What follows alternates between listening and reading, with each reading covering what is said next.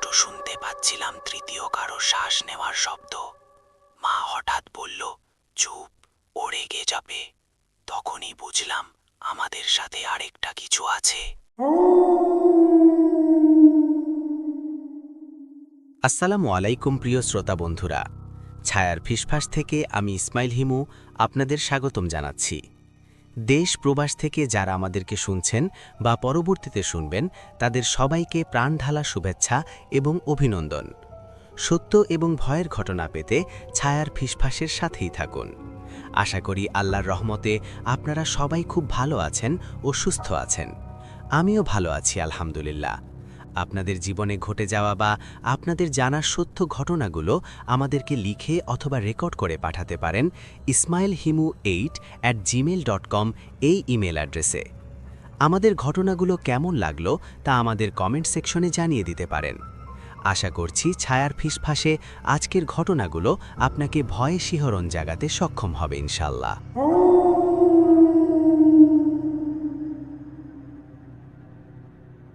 আমার মা বদলে যাচ্ছিল। রাত তখন প্রায় 2টো। পুরো বাড়িটা নিঃশব্দ, কিন্তু সেই নীরবতার ভেতরেও একটা অস্বস্তিকর শব্দ ছিল। মায়ের নিঃশ্বাস, শ্বাস না, যেন কেউ খুব কষ্ট করে বাতাস টেনে নিচ্ছে। আমি বিছানায় শুয়েছিলাম, কিন্তু ঘুম আসছিল না, কারণ মা আজ 3 রাত ধরে ঠিক এই সময়েই জেগে উঠছেন।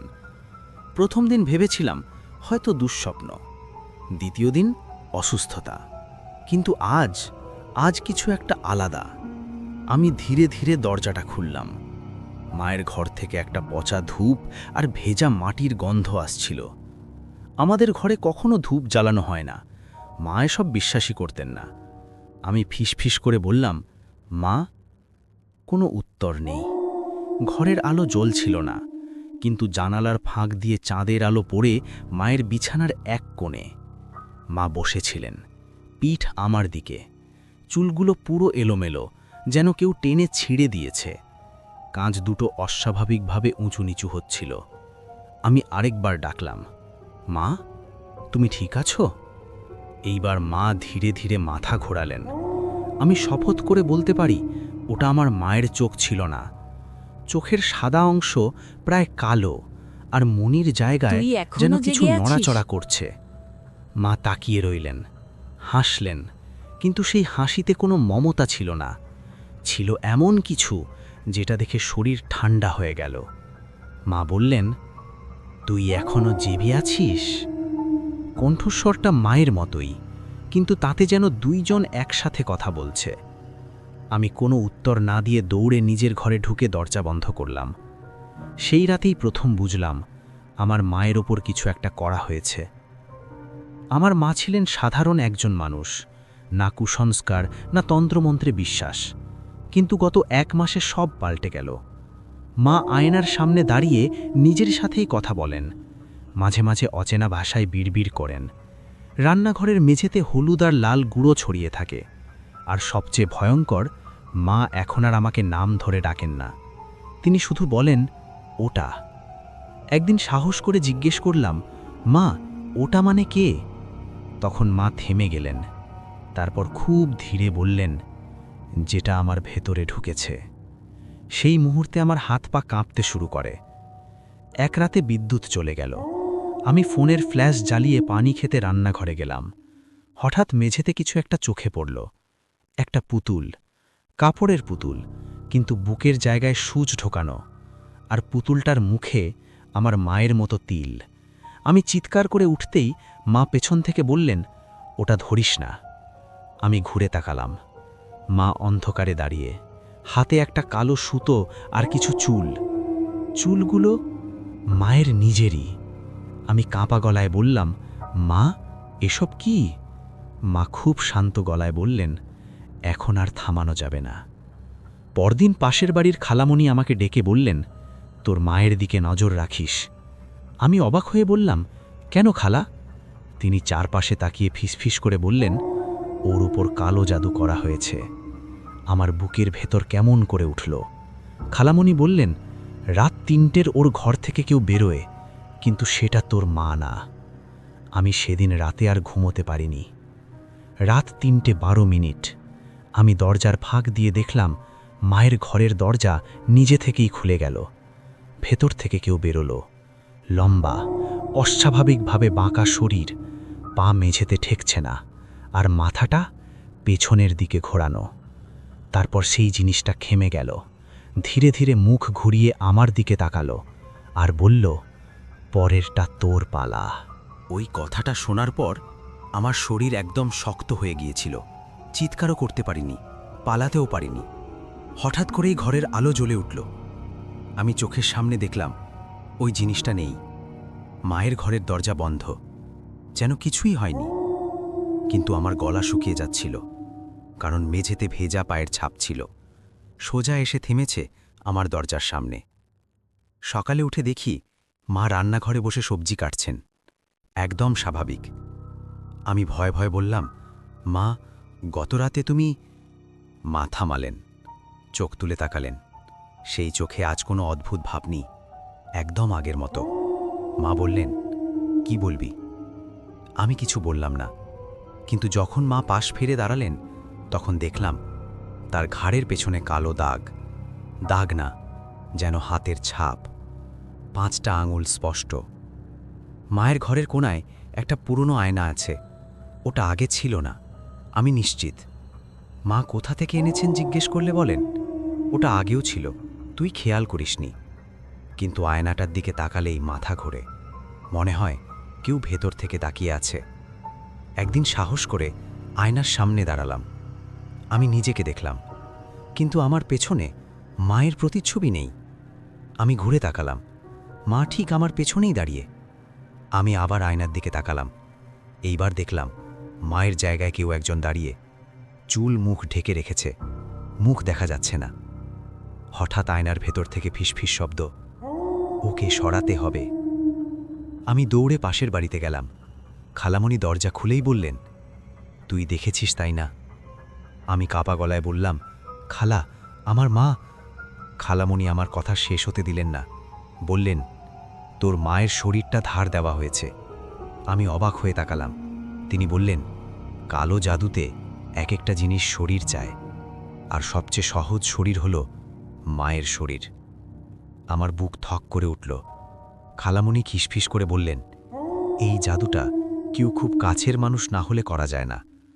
আমি জিজ্ঞেস করলাম, খালা, কি করেছে খালা?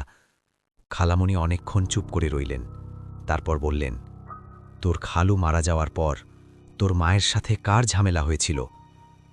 আমার মাথায় একটাই নাম এলো, মাসি, মায়ের আপন বোন, যার সাথে জমি নিয়ে ভয়ঙ্কর ঝগড়া হয়েছিল, যিনি বলেছিলেন, তোর সুখ আমি দেখে ছাড়ব না। আমি কখনো এসব বিশ্বাস করিনি। এখন আর না বিশ্বাস করার উপায় নেই। সেই রাতে মা হঠাৎ বললেন, আজ তুই আমার সাথে ঘুমাবি।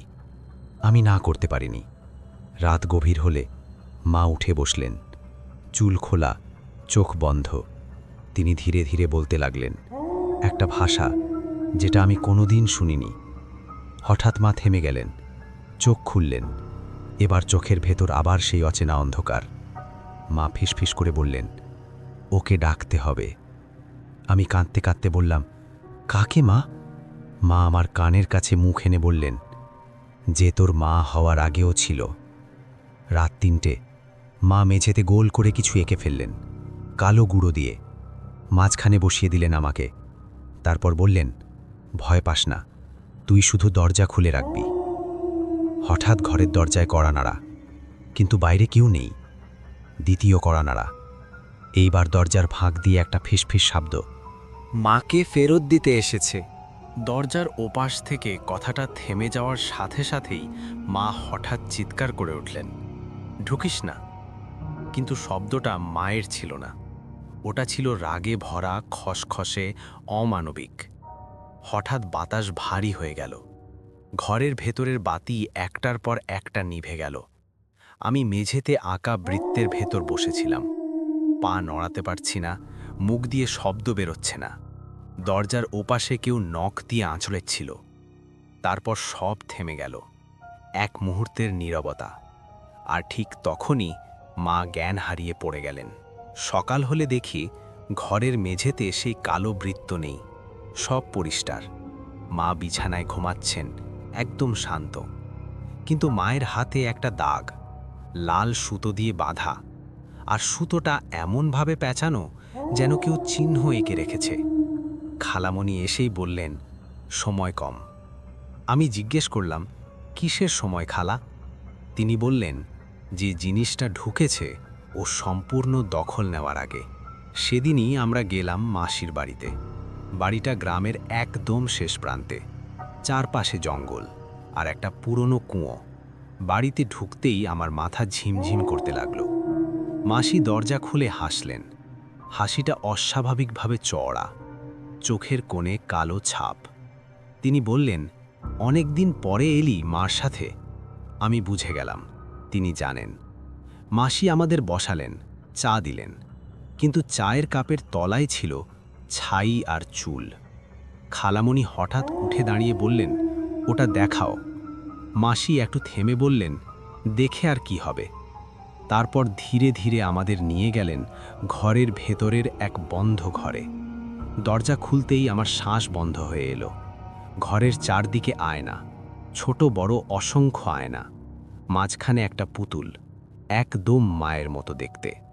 পুতুলটার বুকের ভেতর থেকে ফিসফিস শব্দ আসছে। খালামণি কাঁপা গলায় বললেন, তুই নিজের বোনের উপর এটা করলি?